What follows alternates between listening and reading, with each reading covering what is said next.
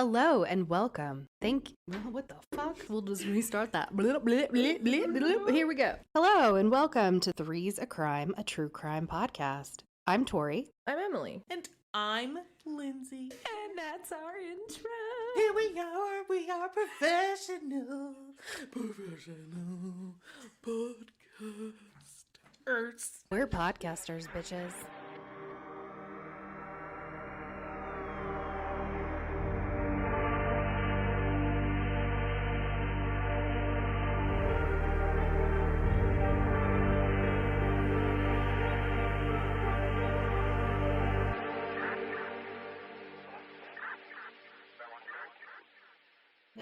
Hi. So, welcome back to another week of Three's a Crime, Three's true a Crime.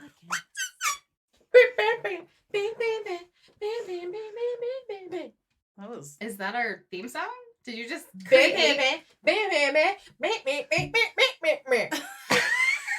The tired jolly. Yeah, We've the been Tired recording Jollies. since 10 and 11. Yeah, since 11. It's 4:47 Yeah. now. Which doesn't sound like that long, but It's It a is lot. when you're talking about truly brutal, horrific crimes.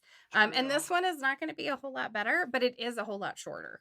It's not So- a butcher type, is it? No, because Emily had done a post about like, hey, what what story should I cover? And somebody had commented about this story, and it jogged my memory. a few people. Is this the Spokane one? Yeah, well, yeah, it's Newman Lake, but yeah, A few people commented on this one. And it's funny because back in 2007, I had decided to move to Spokane. I had been living in Charleston, South Carolina. I had just gotten back from a year in England, and I was like, I don't really want to live in Charleston anymore. And I know people are going to be like, how could you not want to live in Charleston, South Carolina? Let me tell you, it is very expensive. The cost of living was outrageous, and I was just ready for a new adventure. I was a nomad. I was used to like moving every couple of years. So my friend Angie, who still lives here with her husband Dave, but they were dating at the time, she was like, hey, you should come out to Spokane. I think you would really like it. It reminds me a lot of PA, where we're from. So 1 week after I decided to move to Spokane, I'm laying in bed and I'm watching an episode of Forensic Files, and all of a sudden I hear Spokane, and I was just like, wait, what? Because Spokane isn't talked about. it's not like if you're not from here or in you're pop not into culture. like basketball where Gonzaga, like Yeah. Or Hoop Fest. or Hoop Fest Oh, or God. Bloomsday, like Sports. So again, it was a place I'd never heard of before. But it's so funny because once you hear Spokane and you know about it, then you start hearing about Yeah. it everywhere. It was Yeah. really bizarre. This story technically takes place in Newman Lake, which is a small town about 30 minutes from Spokane. Back in 1999, Robert, or Bob as I call him in the story, Bob Wood appeared to be a highly successful guy. He had a career in real estate. He was making over $100,000 a year. He had this beautiful home that he had bought for like, I can't remember, like 78,000, but he had like totally redone it, and he built this huge Wow. garage that to house his RV and house his snowmobiles, and he liked to restore cars, so there was room in this garage for him to restore cars, and he had a lot of toys, and he was really well liked by his neighbors if they were maybe a little bit jealous. Like I read something where one of his neighbors once was like, because they were like, even him having this job in real estate where he was making $100,000 a year, they were kind of like, how are you affording all of this? That. Yeah. And one of his neighbors joked like, Bob, are we gonna see you on the news for like robbing a bank? And Well, so they might have been a little jealous of the fancy house. Bob was a twice divorced father of 6, but Dang. living with him in his home was just his daughter Teresa, who was 16, and his son Christopher. Bob's ex-fiance, Shelley Kellogg, and I don't think that she lived there. I couldn't really tell if she lived with them or not. But she had said of like his relationship with his children that Teresa was a daddy's girl, like could do no wrong. He just doted on her. And then Christopher was a little bit different. He was definitely like harder on him and harsher with punishments, and was just kind of, not Not a nice man. Yeah. To this boy. Right. So I'm gonna read this. I was trying to paraphrase, and then I was like, you know what? Kim Parker of the Seattle Times, you wrote this best, so I'm just gonna direct quote you, and we will link this article. But this is what she wrote about Christopher. He was a pinball of a kid who hugged his principal and always had to be doing something, building a fort, riding a bike, playing video games on his PlayStation.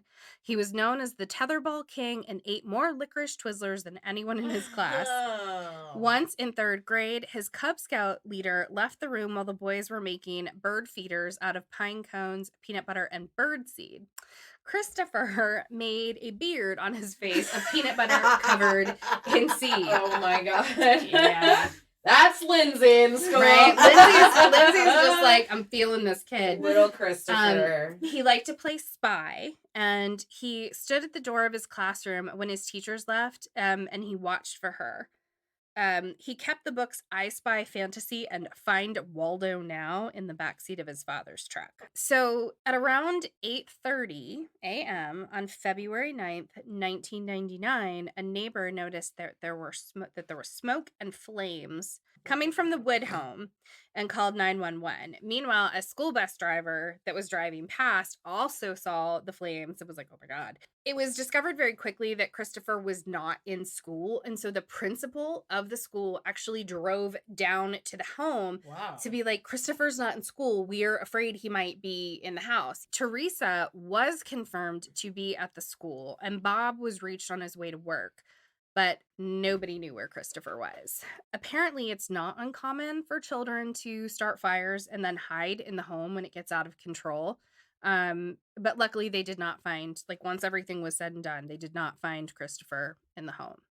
So Bob told investigators he thought Christopher might have started the fire and run off because he was scared of being in trouble.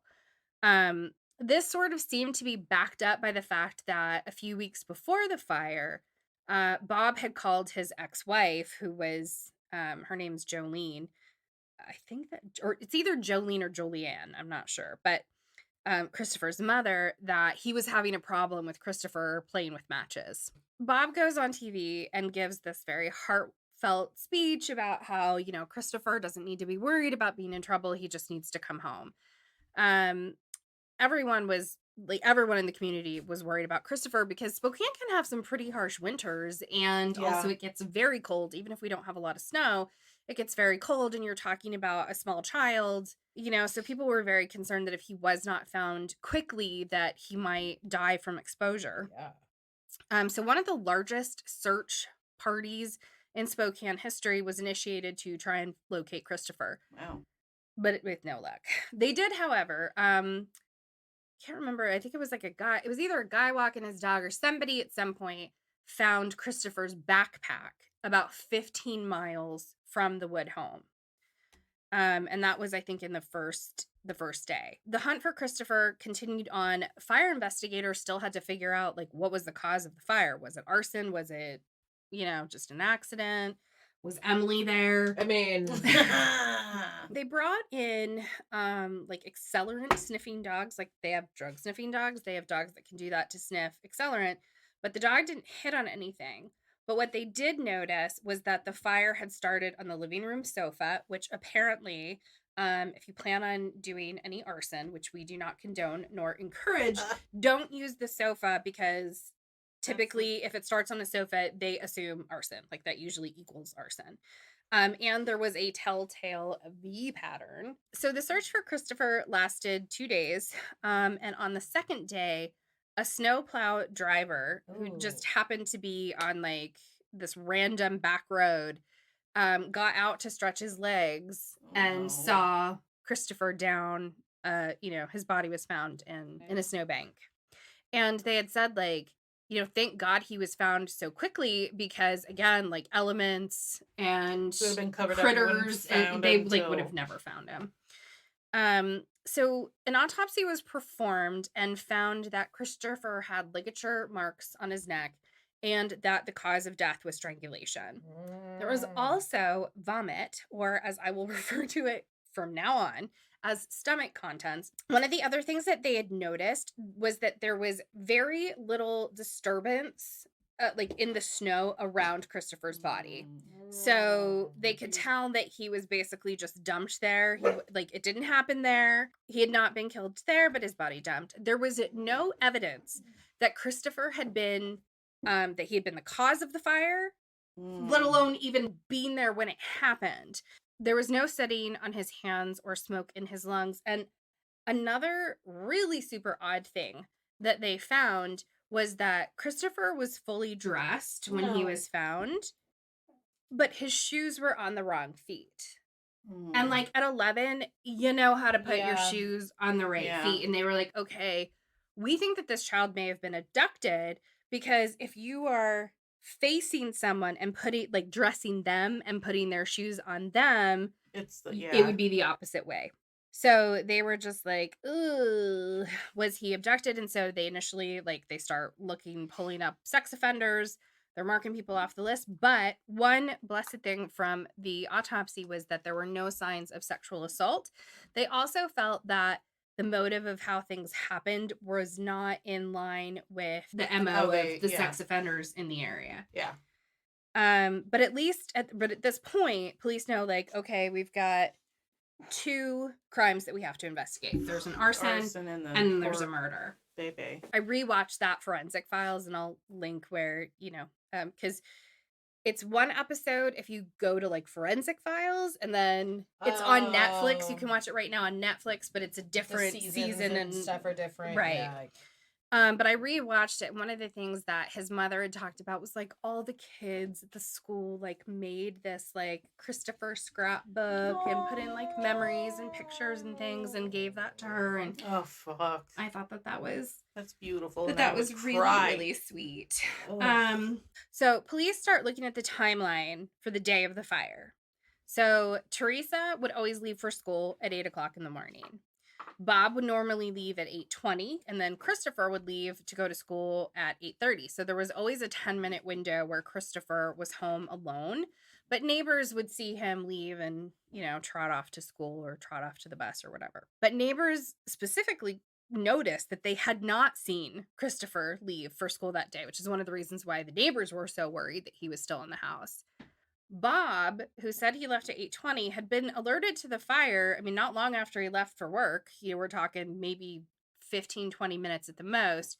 But it took him almost 2 hours to return back. That's suspicious. Yeah. Wherever he said he was at that point, from his house to work to home, maximum should have been 66 minutes. And he was gone 120 or more. One of the reports that I read said that when he learned of the fire, he didn't call the police department, he didn't call 911, didn't call his ex-wife, didn't, and so he knows about the fire and that Christopher is missing. Both of these things. And he did nothing.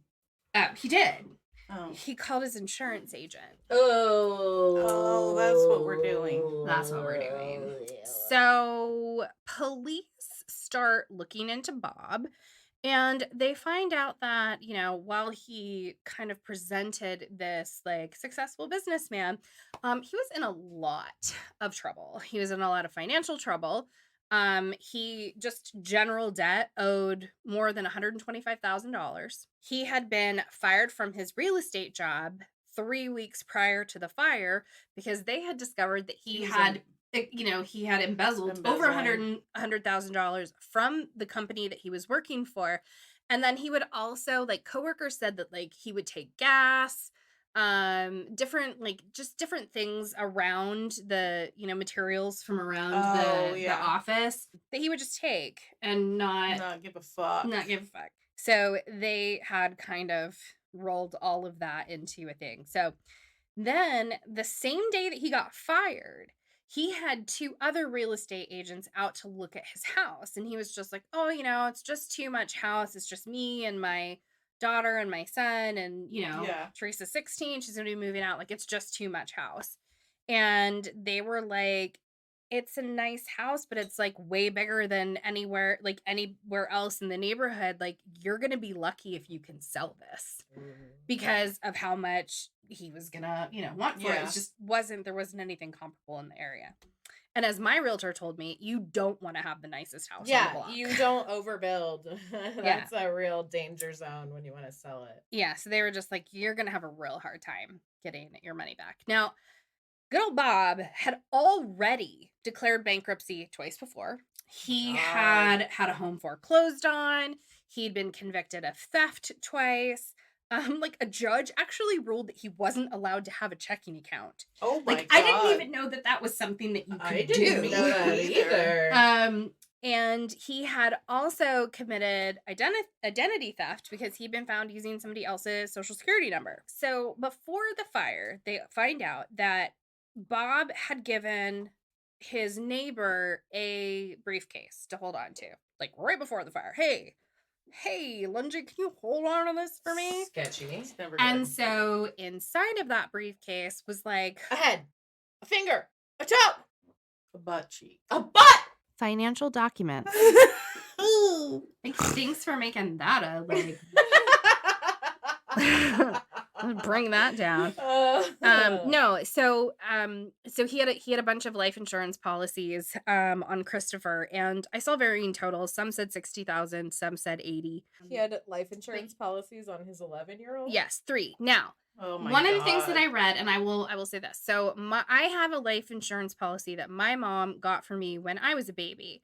And I think it's like a $10,000 policy. A lot of people did that, especially kind of in that time period. Yeah. Yeah. And my mom did it To so bury that your kid if something happens. right. So if something happens, you've got that. But also, like, a lot of those, they lock you in at the price, like the age that you buy the policy. Yes. And so, you know, I'm 42 and my little life insurance policy still has a premium of $5.42 a month. It's not weird. It's to weird have to have it that amount. Well, so I'm 3. giving him the benefit of the doubt on a few things because like the policies themselves and the amounts aren't that weird. So Bob had a $10,000 policy on each of his children. Okay. And then his ex-wife had 2 children, Teresa and Christopher. And so she had purchased $50,000 for her 4 children. So Christopher, Teresa, and then her other 2 children from her other marriage. So she did that as an investment because I don't know if people know this, but you can actually borrow against your life insurance. So she had taken out the $50,000, and then you can borrow against your life insurance. You sure can. I borrowed against mine for my earnest money for my house. Huh. If your life insurance, like let's say you've got a $10,000 policy and you borrow $2,000, they're only going to pay out $8,000. Gotcha. Okay. I see what you're saying. But at a certain point in time, his ex-wife wasn't able to make the payments on the policy, like the policy premiums each month. And so she had turned them over to Bob. He started paying the premiums and then he became the sole beneficiary. So that's kind of how he got $60,000 of life insurance. Okay. He didn't take out 60,000. He took out 10. Right. She took out 50. He took over 50. They ended up with 60. Got it. Yeah, making sure that all your like financial documents are out of the house before it burns down is not kind of suspicious. Yeah, it doesn't make it look too good. But this is why I remember this story. This man goes into like a Rite Aid, right? It's some kind of a pharmacy. So he goes in and he's like, I would like to have a roll of film developed here. So, and I mean, he's been in the news. His kid is not, I mean, this is like the day after the fire and his son is still missing. And he stops and he drops off this roll of film. So the guy's processing the film or lady, I don't know, but this person is going through and processing and they're like, this is weird. So they call the police. What he had done is that he'd gone through the house and taken pictures of everything inside of the house. Money. And then he had taken pictures after the fire from the exact same angles. Like, you can literally overlap the pictures and line them up, and it is just like he did like a Because you are supposed to do that. Not the yeah. day before your house burns down. Well, and you don't do it on the same roll of film. Mm. Like, that was the thing. Like, that's what, I mean, they were literally like, here's a bunch of pictures of before, and here's a bunch of pictures of after. Like, it's all just on one roll of film. Just a little side note, when your house burns down and they don't have anything, there are things that can't be salvaged, right? So they make you sit down and write a list of every possible thing you can think of in your house, including like a half cup measuring cup and the bag of fucking black beans that are in the cabinet and a fucking Pyrex dish that my grandma gave me 10 years ago. And you have to think of all these things, and then you have to Google them all and put a price on them. Here is your insurance tip of the day, because I was insurance. There are 2 ways that you can do your insurance. What you really want to go for is actual cash value, meaning that regardless of how old something is, if your stuff all burns up and goes away, they will get you a brand new TV at a brand new TV cost. Either way, you have to make a list of the things you have and assign a value to it. And it's the weirdest fucking thing. Especially when you're talking about like priceless, like heirloomy stuff. It's just weird. It's just weird. And then they go through it and make sure it's all good, and then they pay you. Like, how are you going to remember what fucking food and what fucking I tried teaspoon? to I was so over my insurance. I was like, I'm gonna get every fucking penny that I can squeeze out of these people. Yeah. If you're updating your policies, your homeowner's insurance, it's a great time to go through. Just to remember what's in your house. Right. If you're doing like a rider, like I have a rider on my policy for a diamond ring that my mom had given me. And so like I had to go and get it appraised, but I also have pictures like of the ring and whatnot. So anyway, that was your insurance tip of the day. You want actual cash value. You have to pay a little bit more in your premium, but it's like negligible, and you're gonna be happy. I can't do any more insurance. Anyway, so because of these findings, the investigators get a search warrant to search the Woods garage and home, actually. So they found stomach contents. Remember, stomach contents on the fender of one of his cars. They also found it in the truck bed. God, he's such an idiot. And good. I'm glad he's an idiot. Yeah. So they found it in the truck bed that they found it in was the vehicle that he was driving the day of the fire. Now, unfortunately, the acids, like stomach acid eats at things. Yeah. Yeah. Like you can't get DNA from stomach contents because it just is destroyed. Stomach acid is brutal, dog. But what they were able to do was to send a sample of the stomach contents to the Washington State Patrol Crime Lab, which I found out is in Cheney. And so it was analyzed. And what they found was unprocessed corn and wheat particles, which if you're interested in the whole science behind it, they do cover that in Forensic Files because it's Forensic Files. These particles are mostly found in cereal, which led them to be like, okay, that must be cereal. And then they were able to confirm the exact cereal, which was Marshmallow Mateys. And that's the generic version of Lucky Charms. That's it's right. the PNW generic version. Marshmallow Mateys. That was what Christopher had every morning for breakfast, and they found like half of a box in the kitchen. And so then they were able to match the stomach contents from the truck bed, the fender of the other vehicle, and the vomit that was on Christopher's shirt. But they couldn't figure out how he had gotten Christopher's body out of the house without any of the neighbors seeing. Because neighbors would see Christopher. The neighbors, they all must just sit out there and watch each other. Well, yeah, because they all know coming and going. Well, like I work from home and I know my neighbor's schedules. That's because true, my window looks directly out the front door. I'm the neighbor you want to ask what shady shit happened because I was home and I have a camera. So anyway, the day after the fire, Bob had taken that truck to a car wash and, presumably trying to get rid of any evidence.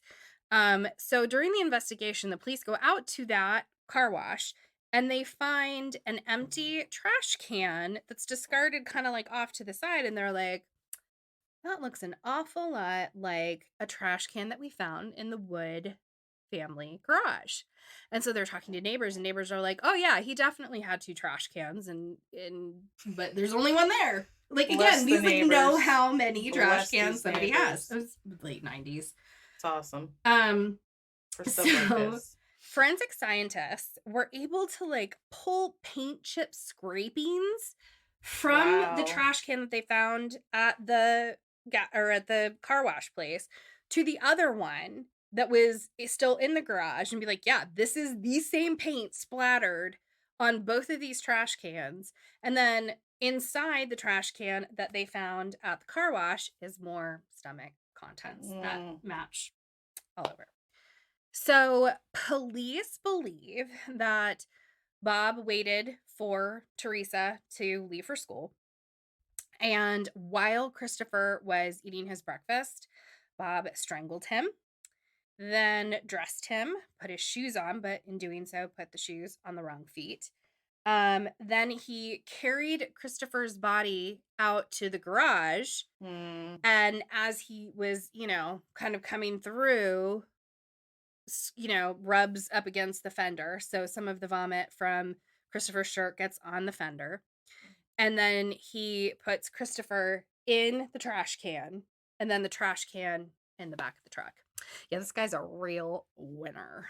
And it's so weird to me because, like, I was reading all of these articles where neighbors were just like shocked, they're just like, he was always there to like lend a helping hand, and we would have barbecues. That's why they were with Ariel Castro. Yeah, and everyone it's was just shocked. like, He played in a band. Yeah, like I just can't They're believe really good that. at being chameleons. And one of the That's other things, and I terrifying. didn't include it in here, but it just made me, and I should really save it for later, but it just was like a gut punch, is that his ex-wife and daughter, like the ex-wife took the daughter to go visit Bob in prison, like after he gets arrested, which we're getting to that.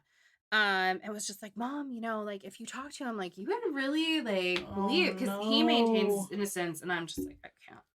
That's why he's manipulated them for so long. Yeah. So he placed him in the trash can, loaded the trash can into the truck, then he went back inside, started the fire, and then left with Christopher's body. So he had like a 10-minute, like, and the way that he had started it was like to give him a delay, like it wouldn't go up right away. It would be slow to start. He thought he was smart, giving himself an alibi. Yes. But the final nail in the proverbial coffin was that phone records showed that when Bob was called to be told about the fire and Christopher's disappearance, he was in the vicinity of that, I don't want to say abandoned road, but like, it's a road nobody's ever on kind of thing. Where they found the body. Like within the vicinity. So either he had just dumped Christopher's body, or was like, oh, fuck, I have to hurry up. They already know, dumped it, and then started on his way back. And he dumped him 40 miles outside of town. Jesus Christ. And then as he was on his way back, about 15 miles from town is when he chucked the backpack out of the window. I never understand why people throw things out the window. Like, I'm not about to commit a crime, but like, if I was, I wouldn't be like, where this backpack should be? In the middle of a field. Right. I'd burn it, or bury it, or something to. Yeah. I never understand why people do that. Because they think it'll distract them. They think they're not the smartest. Well, I just think they don't think that it'll be found, especially like if you're on a back road that people don't normally use. Yeah. I mean, it just so happened. Maybe they don't have anxiety like we do, so we're like, oh, I'm not leaving that there. Someone's gonna find it, and then I go home, and every 5 minutes I'm like, oh, someone's found it. I'm going. I'm done. No, I need to know where it is. Like, it needs to be in my sight, or I need to watch it go destroyed. Right. So on February 26th, 1999, Bob Wood was arrested and charged with arson, murder, and the embezzlement from his previous employer. Around 11 a.m. on March 31st, 1999. He killed himself, didn't he? A fellow inmate alerted guards that Bob was hanging in his cell. Guards and paramedics tried to revive him, but to no avail, and was pronounced dead at the county jail. He had not appeared suicidal, so he was not on suicide watch, but had been being checked on guards, within every hour Up until the time of his death, Bob Wood maintained his innocence. Like I said, it was enough to, maybe convince his daughter. And so his ex-girlfriend really was just kind of like, I don't know, or his ex-fiance. And what's funny is, so they were engaged and then he got fired and she was like, you know what, like, peace out. So she walked away like just before all of this went down. But she comments several times like she was not comfortable with the way that he treated Christopher. I got the impression that it was like he almost felt like Christopher was an annoyance, but Teresa could do no wrong, kind of thing. Like he definitely, you get the impression that he definitely favored Teresa over Christopher. Wait a minute, I am missing all kinds of stuff because there was a whole thing like he not only was going to get the $60,000 of life insurance, he was also going to get an entirely new house and entirely new stuff. Yeah. Right. If it wouldn't have been found as arson. Yeah. But, right. I mean, the biggest thing people said to me when I told them my house burned down was like, it must be so exciting to be able to buy new stuff. And I was like, no, it's stressful. fuck you. I was like, I want my old janky shit back, man. Right. Yeah. No, I don't know. Like I had a whole section, where I don't know where it went now. It's just gone. But Bob and Christopher's mom, Jolyn, I think it's Jolyn, divorced when Christopher was only 3. But when he was in 3rd grade, they sent him to live with his dad because they thought he needed more discipline. And oh so, my God. Okay. so Bob was definitely more of like hardline Harder disciplinarian with Christopher. And what I mean, I am not going to say if he loved or didn't love his son. I don't think you can do what you did for money. Well, You he's know, not and, a like, feeling man. no. He's just doing for it's immediate relief. He's just Right. doing immediate. He's and just he solving the doesn't next care. problem that comes Yeah, up. and and he he's doesn't not- care. Well, it's the same sort of Robert Durst kind of mentality of like, Yeah. I have a problem, I'm going to solve it. Yeah. With no empathy. feeling or empathy about what they're doing. No conscience. So, not sad that he's gone. It's just so weird because I'm like, well, I'm reading this and I'm like, well, he already declared bankruptcy twice. Like, so it's not like, but apparently his ego wouldn't let him do it for a 3rd time. Well, and I think he was trying to, especially like having the real estate agents out there. I mean, he was already $125,000 in debt. Yeah. Add on to that he's stolen $100,000 from his previous employer, possibly more. And, I think I don't know this. I didn't read this anywhere. This is just my personal opinion, but I got the feeling that he was hoping that maybe if he could come up with some cash quick, that he could pay back his job so that he wouldn't like go to jail. Yeah. So that's it. That is that. Bob Wood. I don't and remember Christopher that at Wood. all, but I was like in high school, I think, because I graduated. Yeah, in I mean, 02. this is 1999. I wasn't really watching. I the didn't news. even I live was in in Spokane yet. I was in my second year of college. But yeah, like I said, heard this story in 2007. If you have any desire to watch the forensic files on this, you can. I am a little bit like, I don't love the name of the episode. Serial. I saw that. Serial killer. Yeah. A serial killer. Serial killer. A serial. And serial being, I just fell asleep. Yeah. Because I am very sad about that. Cereal. Anyway, so This is not hackers. the They stole it from hackers. the episode is called A Serial Killer. If you're just looking for it through Forensic Files, it's season 2, episode 14. If you want to find it on Netflix, it's season 10. Nope, I think that's I'm sorry, it's opposite. If you want to see it on Netflix, it's season 2, episode 14. And if it's the other one, it's season 10, episode 12. That's it, little mini-sode for you guys. Ew. I'm gonna go not listen to this anymore. Yeah. I'm going to go home and I think I'm going to take a shower. Like, I just want to Yeah, we gotta wash the ick off. Yeah, And it's been, yeah, done. I'm so glad. I just have a therapy appointment tomorrow, and I don't have Yeah. So sometimes we will record both days of a weekend so that we can try to get ahead for you guys. So, if things come up, like things have popped up the past couple of weeks, we have some episodes banked. But it takes an emotional toll to spend 2 days doing Recording nothing but days are hard. talking about Yesterday, crime. I think I was the most exhausted I've ever been. Yeah, and you were like, I'm going to Poor bed Lindsay early. was like, we're done. I think She's like, because- we will finish this. Yeah, tomorrow. I think it was just I didn't realize how much energy I use It's a lot. to do this, and I'm not on caffeine anymore. Yeah, so it's like And really rough. I don't think I Not could on have done this ibuprofen today anymore. without. So Yeah, it's like it's a lot. Remember who you are, what you represent. Don't burn commit, your house down. Don't commit fraud. Don't murder put your people. kid in a and garbage remember can. where serial killer really came from. Packers. Matthew Lillard. Go watch it. All right, guys. We love you. Okay, bye. Bye.